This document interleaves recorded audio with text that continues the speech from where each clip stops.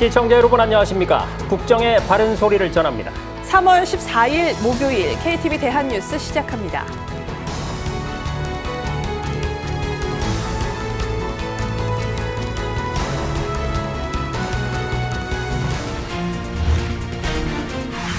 스무 번째 민생토론회가 전남에서 열렸습니다. 윤석열 대통령은 전남에 광역 경제권을 형성하기 위해 영암, 광주 간 한국형 아우토반 건설 등 전남의 교통 인프라를 대폭 확충하겠다고 밝혔습니다. 정부가 집단 사직 결정을 앞둔 의대 교수들에게 협상은 없다고 강조했습니다. 지역 의료를 강화하기 위한 방안으로는 지역 거점 병원을 빅5 병원 수준으로 육성하겠다고 밝혔습니다. 정부가 정원 문제를 두고 특정 직역과 협상하는 사례는 없습니다. 변호사도, 회계사도, 약사도, 간호사도 마찬가지입니다. 정부가 지역의 인구, 소득, 고령화를 고려해 맞춤형 지역 수가를 도입하고 의대생 실습 프로그램도 확대할 계획입니다. 지난해 사교육비에 들어간 돈이 27조 원을 넘어서면서 역대 최대를 기록했습니다. 특히 고등학생의 사교육비 증가폭이 가장 높았고 가구 소득이 높을수록 지출 규모도 큰 것으로 나타났습니다. 오늘 첫 소식입니다. 전남에서 20번째 민생토론회가 열렸습니다. 윤석열 대통령은 전남의 광역 경제권 형성을 위해서 교통 기반을 확충하고 우주 클러스터의 한 축인 고흥을 우주 발사체 특구로 육성하겠다고 밝혔습니다. 먼저 문기혁 기자입니다. 윤석열 대통령이 전남 도민들과 반갑게 인사합니다. 전남에서 20번째 국민과 함께하는 민생토론회가 열렸습니다. 이순신 장군께서 이렇게 말씀하셨습니다. 양무 호남 시무 국가. 임진왜란 때 호남이 없으면 국가도 없다라고 말씀하셨습니다. 이러한 정신으로 우리 정부도 전남 발전을 위해 최선을 다할 것입니다. 윤 대통령은 먼저 교통 인프라 확충을 약속했습니다. 영암에서 광주까지 47km 구간에 2조 6천억 원을 투입해 초고속도로 건설을 추진하겠다고 밝혔습니다. 시속 140km 이상 달릴 수 있는 한국형 아우토반으로 올해 세부계획 마련을 위한 연구에 착수할 예정입니다. 윤 대통령은 이어 호남 내륙인 익산부터 남쪽 해양인 여수까지 180km 구간을 고속철도망으로 연결하고 전라선 고속철도 개선에 1조 원 이상 투입하겠다고 덧붙였습니다. 고속교통망이 확충되면 전남 남해안권 접근성이 획기적으로 높아지고 전남 관광과 미래 산업 발전에 큰 전기가 될 것이라고 생각합니다. 전남의 산업 인프라 혁신과 미래 산업 육성 계획도 내놨습니다. 광양항 자동화 항만을 구축하고 우주 클러스터 삼각체계의 한 축인 전남 고흥을 우주 발사체 거점으로 육성한다는 계획입니다. 50여만 평에 달하는 고흥 우주 발사체 국가 산단의 신속한 건립을 위해 예타 면제도 적극 추진할 것입니다.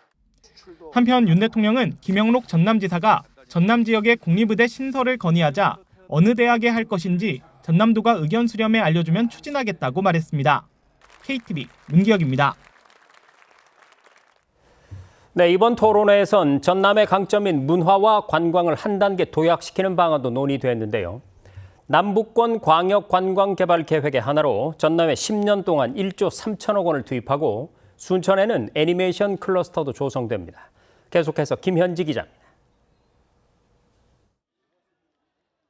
대나무 숲이 일품인 담양, 넓고 푸른 녹차밭을 가진 보성 등 각 지역 고유색과 전통이 잘 살아 숨쉬는 전라남도.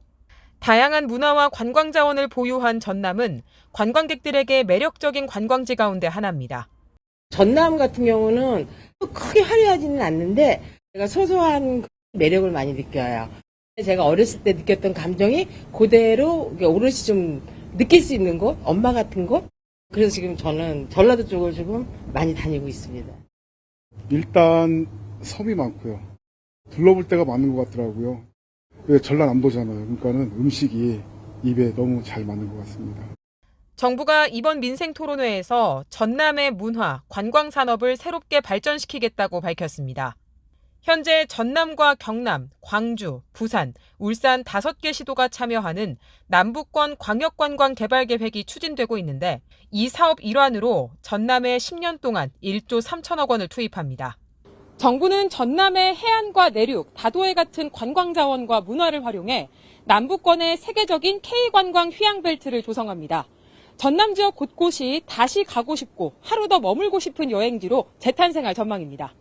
보성, 차밭, 여수 바다, 신안섬, 진도 민속과 같이 전남 도시들이 지닌 특색 있는 문화를 잘 융합해서 관광 문화 콘텐츠로 만들어서 세계적인 관광 자원이 될 수 있게 할 것입니다.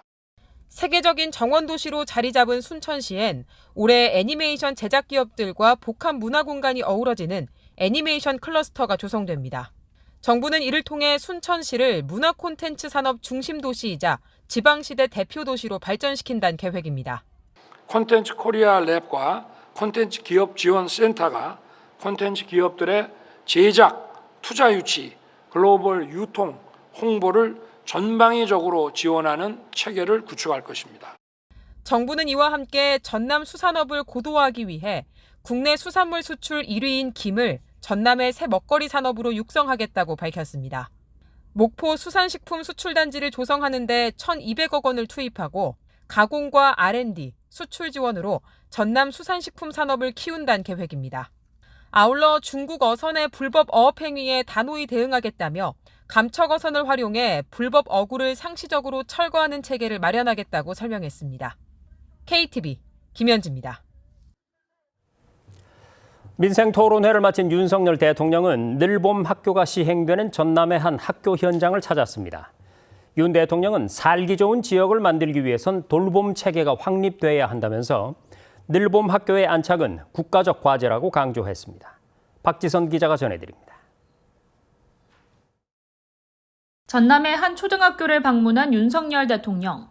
늘봄 프로그램에 참여 중인 학생들과 만나 늘봄 운영 상황을 살폈습니다. 댄스와 미술 수업에도 직접 참여하며 격려의 메시지도 전했습니다. 전남 지역은 관내 425개 모든 초등학교가 1학기 늘봄에 참여하고 있으며 1학년생 참여율이 76%를 차지합니다. 윤 대통령은 정규 수업이 비교적 일찍 끝나는 1학년생들의 오후 돌봄 공백을 언급하며 늘봄학교가 좋은 대안이 될 수 있다고 말했습니다. 그러면서 늘봄학교 안착은 국가적 과제라며 우리 사회 전체가 함께 나서야 한다고 강조했습니다. 특히 2학기부터는 전국 모든 초등학교로 늘봄학교가 확대 운영되는 만큼 늘봄 현장에서 필요한 지원이 적기에 이루어져야 한다고 밝혔습니다. 이날 토론회에서도 늘봄학교의 중요성은 재차 강조됐습니다. 지역 소멸 위험이 높은 지방의 경우 아이 낳고 키우기 좋은 환경을 조성하는 것이 무엇보다 중요하기 때문입니다.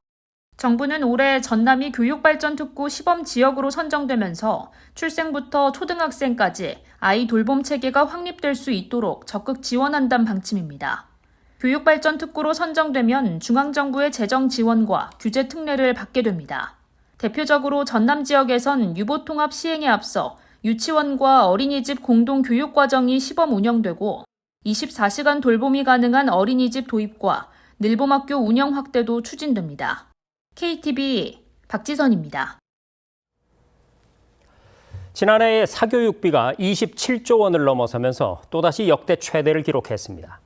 가구 소득이 높을수록 지출 규모도 큰 걸로 나타났는데요.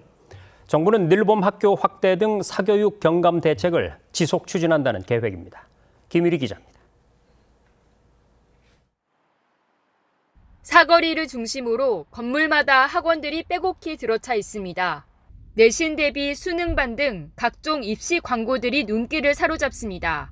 초등학생 자녀의 학원비로 매달 100만 원 이상이 들기도 합니다. 국어, 영어, 수학은 다니고 있고 그다음에 별도로 코딩하고 있고요. 개인적으로 아이한테 맞는 것, 앞으로의 계획에 있어서 필요한 것들. 지난해 초중고교생 사교육비는 27조 1천억 원으로 전년 대비 4.5% 늘었습니다. 이는 역대 최대 기록으로 전체 학생 수는 7만 명 줄었지만 사교육 참여율은 더 높아졌기 때문입니다. 특히 초등학생은 10명 중 8명 이상이 사교육을 받는 것으로 집계됐습니다. 통계청 관계자는 2020년 코로나로 감소했던 사교육이 이후 증가세를 이어가고 있는 것으로 분석했습니다. 사교육비 증가폭은 고등학생이 8.2%로 가장 컸습니다. 내신 사교육, 그리고 그것과 별개의 입시 대비를 위한 수능 대비 사교육, 이렇게 사교육을 굉장히 이제 다층적으로 이용하는 양상이다 보니까 고등학교 시기에 사실은 사교육 부담이 학생 1인당 월 평균 사교육비는 43만 3천 원으로 전년 대비 5.8% 늘었습니다. 단 2022년 11.8% 상승에 비해 증가세는 둔화됐습니다. 또한 가구 소득이 높을수록 맞벌이 가구일수록 사교육비 지출 규모가 컸습니다. 월평균 소득 800만 원 이상 가구의 학생 1인당 월평균 사교육비는 67만 1천 원, 300만 원 미만 가구는 18만 3천 원으로 나타났으며 맞벌이 가구 학생 1인당 월평균 사교육비는 45만 9천 원. 과목별로 1인당 월평균 사교육비는 영어, 수학이 각각 12만 8천 원, 12만 2천 원으로 가장 많았지만 증가율은 국어가 11.1%로 높았습니다. 정부는 초등학생 늘봄학교를 확대 운영하고 양질의 학습 강좌와 맞춤형 학습 등을 지원하는 등 사교육 경감을 위한 노력을 지속할 계획입니다. KTV 김유리입니다. 정부는 집단 사직 결정을 앞둔 의대 교수들에게 정원과 관련한 협상은 없다고 강조했습니다. 아울러 지역 의료를 강화하기 위한 방안으로 지역 거점 병원을 빅5 병원 수준으로 육성하겠다고 밝혔습니다. 김경호 기자입니다. 정원 문제로 특정 직역과 협상한 사례는 없다. 정부는 집단 사직 결정을 앞둔 의대 교수들에게 협상은 없다고 밝혔습니다. 환자의 생명을 위태롭게 하는 방식의 제안에는 더욱 응할 수 없다고 강조했습니다. 환자의 생명을 위태롭게 하는 것은 제자를 지키는 방법이 될 수 없습니다. 그러면서 교수들에게 전공의 근무 여건 개선을 위해 힘을 모아달라고 호소했습니다. 정부는 의료개혁 완수 의지를 거듭 밝히며 지역의료 강화 방안도 발표했습니다. 지역 내에서 의료 수요를 소화할 수 있도록 지역 완결형 의료 체계를 구축하겠다는 겁니다. 이를 위해 국립대 병원 등 지역 거점 병원의 의료 역량을 수도권 주요 5대 병원 수준으로 강화합니다. 국립대 병원의 인건비와 정원 규제 등을 개선하고 연구개발 투자도 확대합니다. 지역 의료기관의 허리에 해당하는 지역 종합병원도 육성합니다. 응급과 심내혈관, 외상 등 필수 의료를 중심으로 지역 종합병원의 기능을 강화할 계획입니다. 집중 육성 방안에 대해서는 지역과 병원계 의견을 폭넓게 수렴하여 올해 안에 종합대책을 발표할 계획입니다. 지역 거점병원과 종합병원 간 진료 협력도 활성화합니다. 지역의료 혁신 시범 사업을 올 하반기 시행하고 권역별로 3년간 최대 500억 원을 투입하기로 했습니다. 아울러 지역 내 의사를 확충하기 위해 40% 수준인 지역인재 선발 비중을 대폭 늘리는 방안도 제시했습니다. KTV 김경호입니다.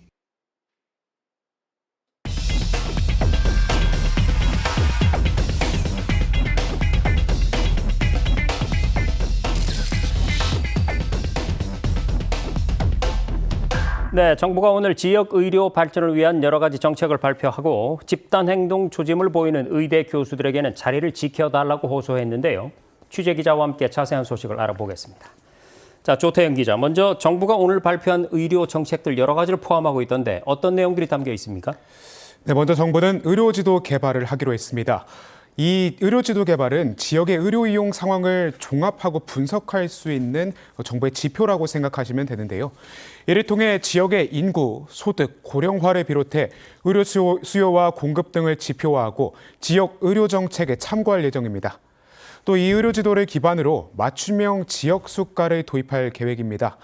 현재 분만 분야는 이미 지역 수가를 적용하고 있습니다.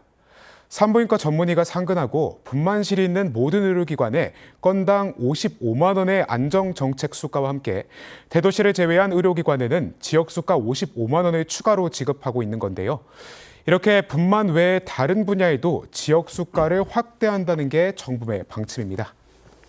자, 그리고 이번에 나온 정책 중에 이 계약형 필수 의사 제도의 도입, 이 부분이 좀 눈에 띄던데요. 어떤 정책입니까?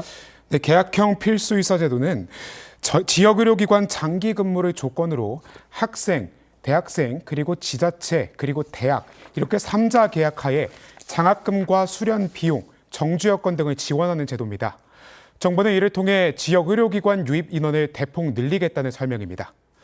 아울러 지역의료 발전기금의 신설도 검토하는데요.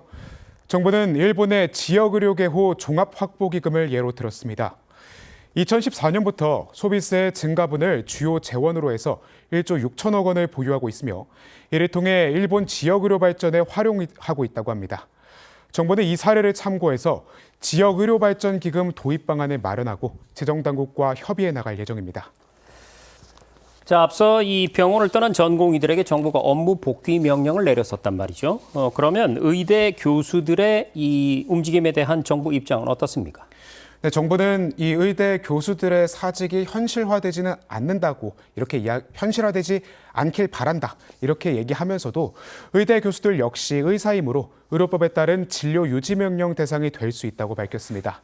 또 정부의 정책들은 의대 발전에 해가 아닌 도움이 될 것이라고 설명했는데요. 이상민 행정안전부 장관 발언 함께 들어보시죠. 최근 의대 교수들께서도 비대위를 구성하는 등 집단 행동을 논의하고 있다는 소식은 국민의 불안을 가중시키고 있습니다. 의료 정상화는 미래 의료계의 주역인 의대생 여러분과 의료 인재를 키워내고 있는 의대 교수 여러분을 위한 것이기도 합니다. 자, 교수들 사이에서는 이런 주장이 나옵니다. 의대 정원이 급격하게 늘어나게 되면 특히 실습 여건 같은 게 많이 부족해져서 교육의 질이 떨어질 수밖에 없다 이런 얘기인데 정부는 이 의대생들의 현장 실습 경험을 쌓기 위한 프로그램들이 이미 시행되고 있다 이렇게 밝혔죠? 예, 그렇습니다. 2021년 보건복지부가 방학을 맞은 의대생에게 실습을 지원하는 프로그램을 만들었는데요. 여름, 겨울방학 동안 수련 지정병원 등에서 2주간 필수의료 실습 프로그램에 참여하게 하는 프로그램입니다. 지난해에는 외상, 감염, 신경외과 등 6개 필수의료 분야 교육을 제공했는데요. 정부는 앞으로 지역의료와 필수의료에 대한 교육 내용을 강화하기로 했습니다. 네, 지금까지 의료 개혁과 관련한 사항들 취재기자와 함께 알아봤습니다. 조태현 기자, 수고 많았습니다.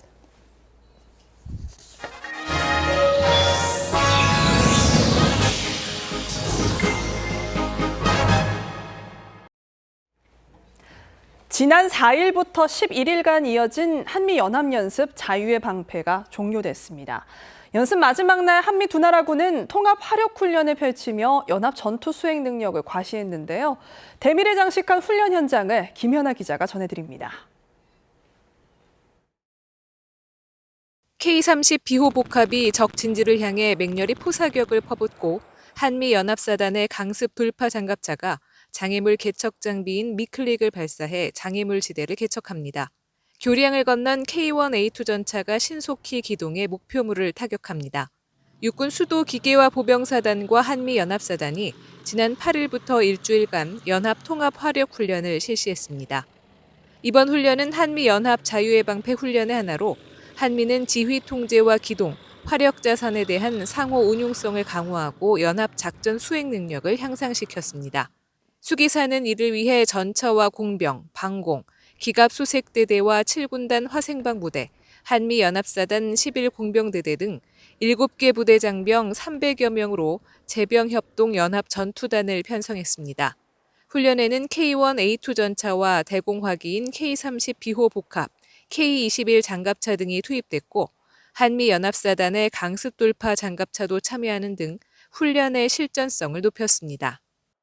훈련을 통해 적을 압도하는 연합 전투수행 능력을 완비할 수 있었습니다. 특히 부대원 모두가 한미가 함께라면 적과 싸워 이길 수 있다는 확신과 자신감을 얻었습니다. 북한도 신형 탱크를 공개하며 자유의 방패에 맞대응했습니다. 조선중앙통신은 김정은 북한 국무위원장이 13일 탱크 연합부대 대항훈련 경기를 지도했다고 보도했습니다. 훈련 현장 사진을 통해 신형 탱크도 함께 공개했습니다. 다만 이번 연습 기간 탄도미사일 발사와 같은 북한의 대형 도발은 없었습니다.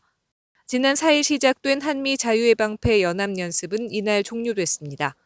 이번 연습은 최근 변화하는 위협과 안보 상황을 반영한 연습 시나리오를 바탕으로 북핵 위협 무력화 등에 중점을 두고 실전적으로 실시됐습니다. KTV 김연아입니다. 정부가 국가테러 대책위원회를 열었습니다. 한덕수 국무총리는 국내외 테러 위협이 엄중하다고 전제하고 글로벌 테러 위협이 더 증가할 것으로 예상되는 만큼 역량을 강화하고 대비 태세를 유지할 것을 지시했습니다. 김용민 기자입니다. 12일 경북 의성과 경남 고성의 드론 비행시험센터가 국가 안티드론 훈련장으로 지정됐습니다. 안티드론은 불법 드론을 활용한 테러 등을 무력화하는 장비를 말합니다. 최근 국내외에서 드론 테러에 대한 심각성이 높아지며 대응 훈련의 필요성이 커진 상황입니다. 한덕수 국무총리 주재로 열린 국가테러대책위원회에서 참석자들은 대테러 현황을 공유했습니다. 한 총리는 글로벌 테러 위협이 늘고 있다며 국내에서도 지속되고 있다고 평가했습니다. 국내에서도 테러 단체 자금 송금과 주요 인사 위해 협박 등 테러 위협 사례가 지속 적발되고 정치인 피습 사건도 발생하는 등 그 어느 때보다도 엄중한 상황입니다. 정부는 국내에서 발생할 수 있는 테러 양상들을 분석해 그동안 관계기관 합동훈련을 실시했습니다. 최근에는 우크라이나와 중동에서 발생하는 드론 테러에 대비해 안티 드론 보안 대책을 수립한 바 있습니다. 한 총리는 국가의 최우선 책무가 국민 보호, 공공 안전 확보에 있다고 강조했습니다. 이에 어떤 상황에서도 신속하게 대응할 수 있는 역량을 강화하고 대비 태세를 유지해달라고 주문했습니다. KTV 김용민입니다.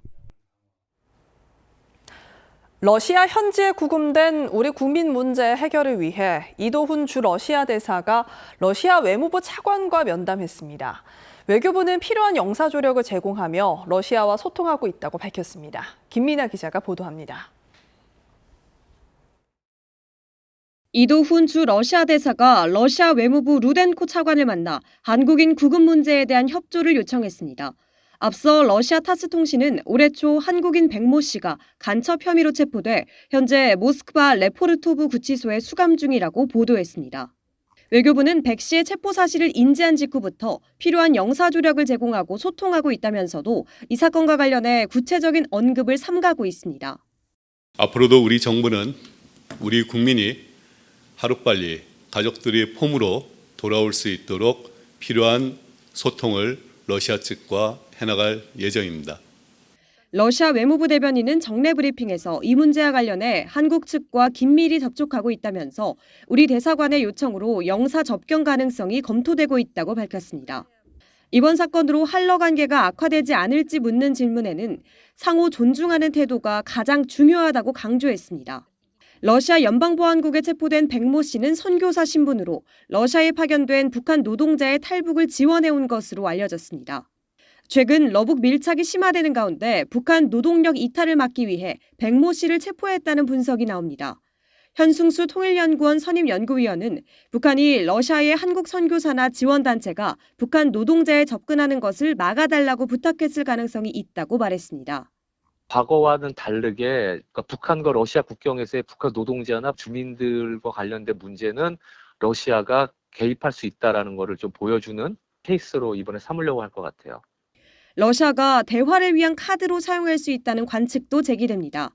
탈북을 돕는 한국인을 추방하는 사례는 왕왕 있었지만 간첩 사건과 언론을 통해 공개한 것도 이례적이란 겁니다. 러시아가 우크라이나를 지원하는 우리나라를 비우호국으로 지정한 상황에서 오히려 이번 사건을 한러 관계 개선의 돌파구로 삼을 수 있다는 분석이 나옵니다. KTV 김민아입니다. 국제 유가가 상승하면서 국내 휘발유 값도 6주 연속으로 오름세를 이어가고 있습니다. 정부는 알뜰주유소 40곳을 추가로 지정하는 등 유가 안정을 위해서 가용한 수단을 총동원한다는 계획입니다. 윤현석 기자의 보도입니다.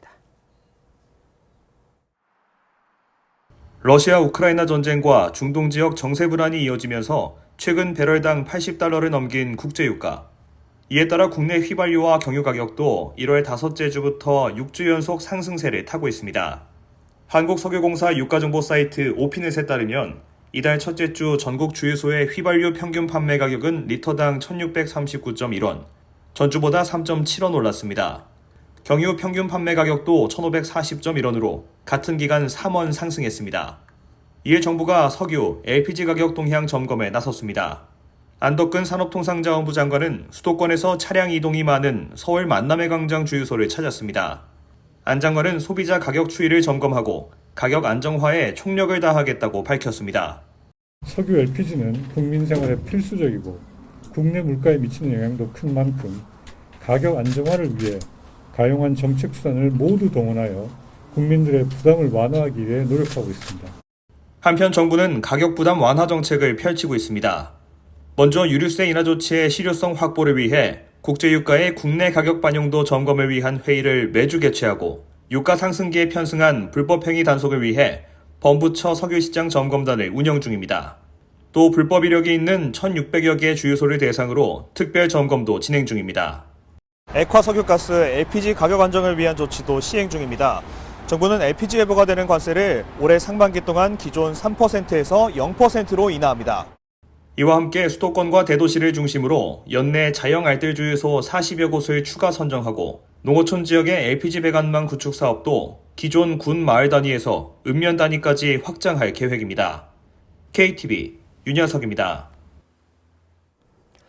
일과 생활의 균형, 이른바 워라밸은 일하는 문화의 개선이 필요하고 그러기 위해선 근로자뿐 아니라 기업들도 달라져야 할 텐데요. 정부가 근로시간을 단축한 사업주에게 한 달에 최대 3천만 원의 장려금을 줍니다. 최다희 기자입니다. 청주시에 있는 자동화 장비 개발 전문 기업입니다. 반도체 제조용 기계를 주로 생산하는데 납품기일에 맞춰 장비를 개발하다 보니 잔업을 하는 날이 많습니다. 잔업이 굉장히 많은 회사인데 장비를 만들다 보니 납기에 맞춰서 잔업을 할 수밖에 없는 구조라서 이제 직원들의 그 워라밸 보장이 전혀 안 되는 상태라 고용노동부가 이러한 장시간 근로문화의 관행을 개선하기 위해 워라밸 일자리 장려금 사업을 시행합니다. 이 업체도 실 근로시간을 단축하는 등 실적을 확인받으면 정부로부터 장려금을 지원받을 수 있습니다. 채용을 늘려서 이제 잔업을 또 상대적으로 좀 줄이고 말 그대로 이제 워라밸을 위해서 연차라든지 조기 퇴근을 독려하고 그런 제도를 좀 만들어 보려고 노력하고 있습니다. 고용노동부는 올해 첫 시작되는 워라밸 일자리 장려금 사업에 참여를 확대하기 위해 사업주를 대상으로 한 사업설명회를 개최했습니다. 기존에는 개별 근로자가 소정 근로시간 단축을 신청하고 근로계약서를 변경해야 했다면 올해부터는 유연근무 활용 등을 통해 사업장 전체의 실 근로시간을 줄인 경우에도 지원받을 수 있습니다. 사업주가 사업장 근로자의 1인당 주 평균 실 근로시간을 2시간 이상 단축하는 경우 사업주는 최대 1년간 지원인원 1인당 월 30만 원을 지원받을 수 있게 됩니다. 예를 들어 지원 대상 근로자가 100명인 사업장인 경우 사업주는 1년간 최대 1억 800만 원까지 지원받을 수 있게 되는 것입니다. 고용노동부는 장시간 근로문화 관행 개선은 노동시장의 개선 과제이자 저출생 문제 완화의 열쇠가 될 수 있다며 워라밸 일자리 장려금 사업에 많은 관심을 당부했습니다. KTV 최다희입니다.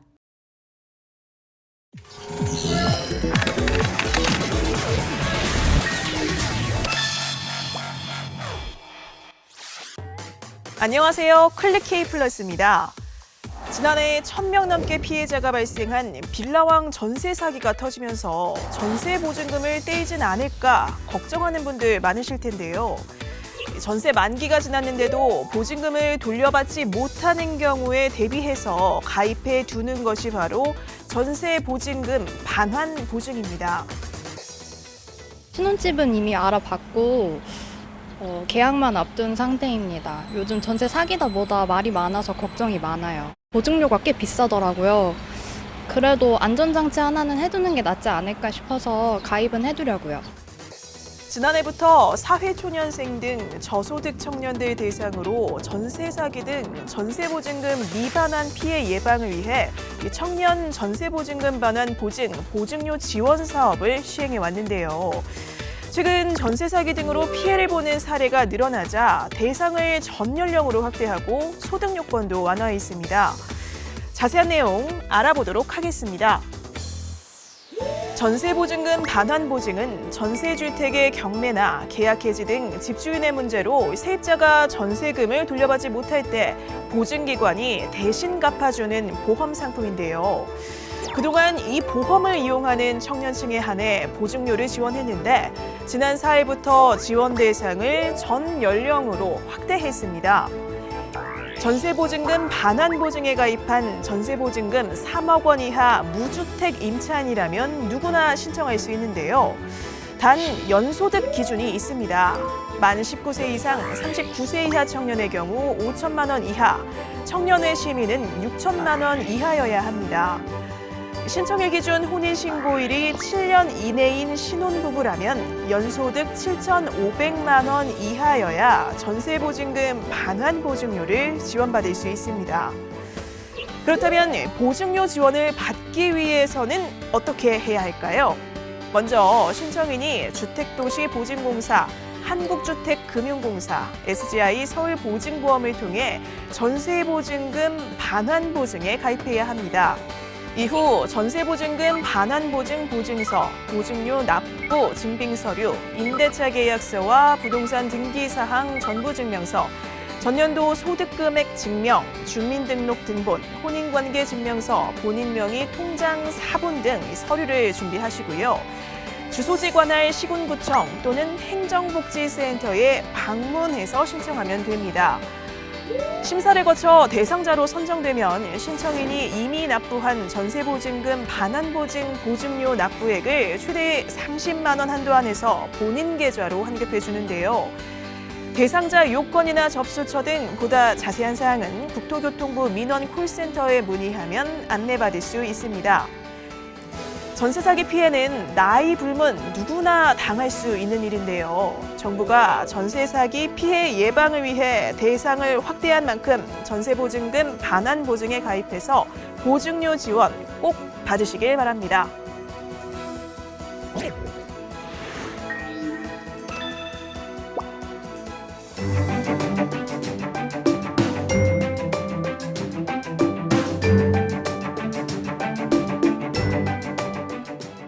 안녕하세요. K웨더 라이프스타일 예보 박성훈입니다.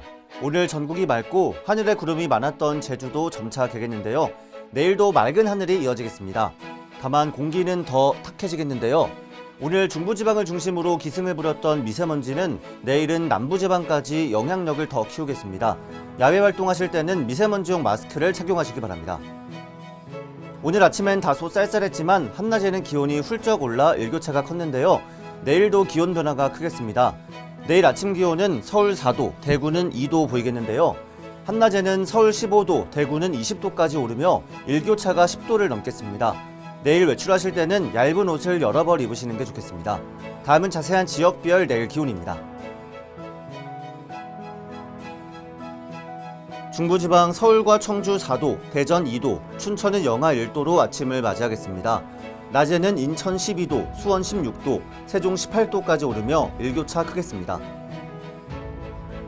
동해안 지방 울진 6도, 속초는 9도로 아침을 시작해 낮에는 20도를 보이겠습니다.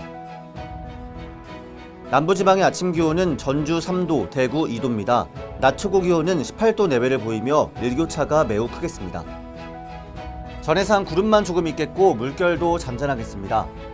토요일에는 전남, 경남, 제주도에, 일요일에는 서울, 경기, 강원, 영서, 충청과 전북에 비가 오겠습니다. 다음 주 화요일에는 경기 동부와 강원, 경북을 중심으로 비 소식이 들어있습니다. 날씨였습니다. 별다른 증상이 없어서 알아채기 어려운 신장암이 5년 전부터 한국인의 10대 암에 포함됐습니다. 세계적으로는 사망 원인 8위가 신장질환이라고도 하는데요. 매년 3월 둘째 주 목요일은 세계 콩팥의 날입니다. 신장의 건강을 위해 짠 음식의 섭취는 줄이고 물을 많이 마시는 생활 습관 잊지 마시기 바랍니다. KTV 대한뉴스 오늘 저희가 준비한 소식은 여기까지입니다. 시청해주신 여러분 고맙습니다.